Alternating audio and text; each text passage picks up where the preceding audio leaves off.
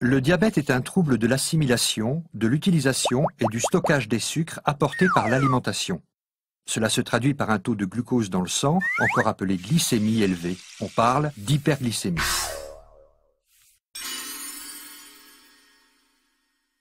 Les aliments sont composés de lipides, protides et glucides. Ce sont eux qui fournissent l'essentiel de l'énergie dont a besoin le corps pour fonctionner, qui passent dans l'intestin, puis rejoignent la circulation sanguine.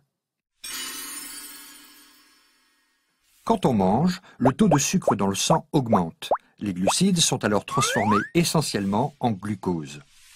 Le pancréas détecte l'augmentation de la glycémie. Les cellules bêta de celui-ci, regroupées en amas, appelées îlots de Langerhans, sécrètent de l'insuline.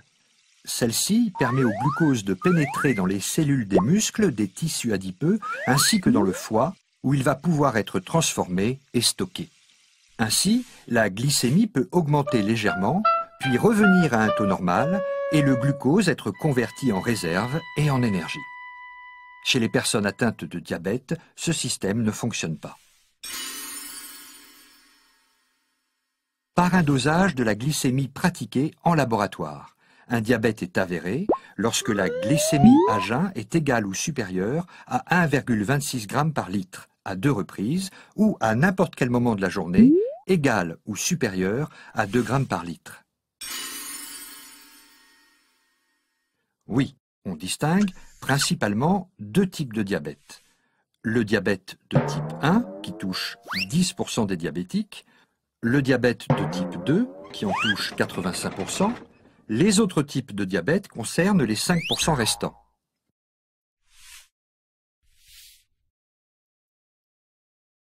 Anciennement appelé diabète insulinodépendant et habituellement découvert chez les personnes jeunes, enfants, adolescents ou jeunes adultes, les symptômes sont soif intense, urine abondante, amaigrissement rapide. L'organisme ne reconnaît plus les cellules bêta du pancréas et les détruit. On dit que le diabète de type 1 est une maladie auto-immune.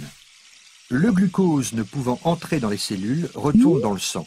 Le taux de glucose dans celui-ci s'élève. On ignore pourquoi cette destruction des îlots de Langerhans se produit chez certains et pas chez d'autres. Il existe une prédisposition génétique, mais les autres causes sont mal connues. L'environnement pourrait avoir également un rôle. Le corps ne fabriquant plus du tout d'insuline, l'unique traitement actuel est l'apport de celle-ci, soit sous forme d'injection, avec une seringue ou un stylo, soit avec une pompe, appareil portable ou implantable, destiné à administrer l'insuline en continu.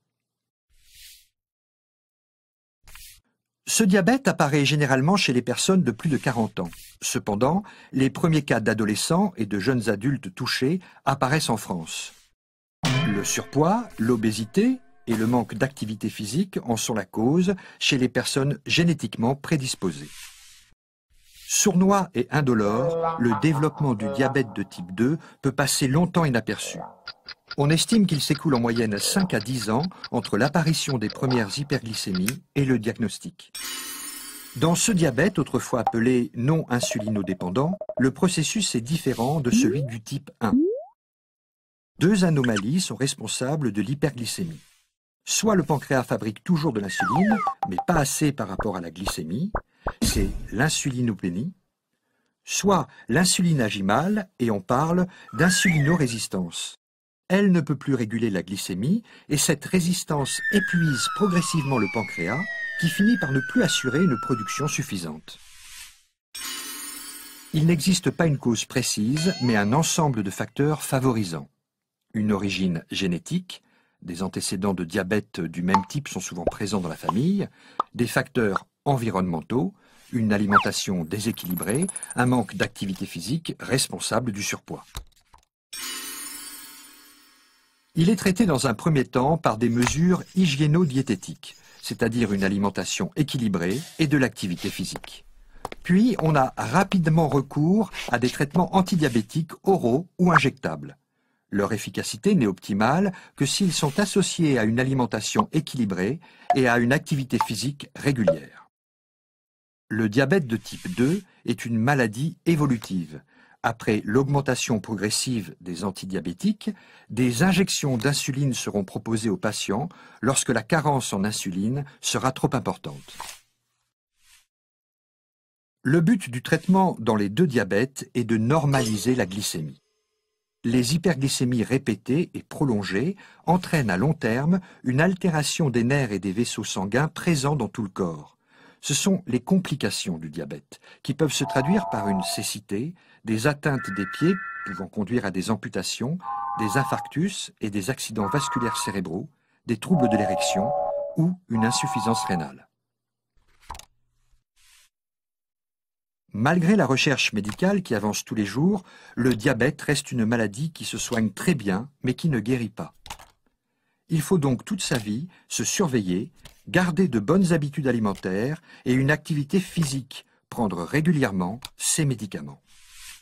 Un diabétique peut donc être un malade en bonne santé. Oui à la qualité de vie.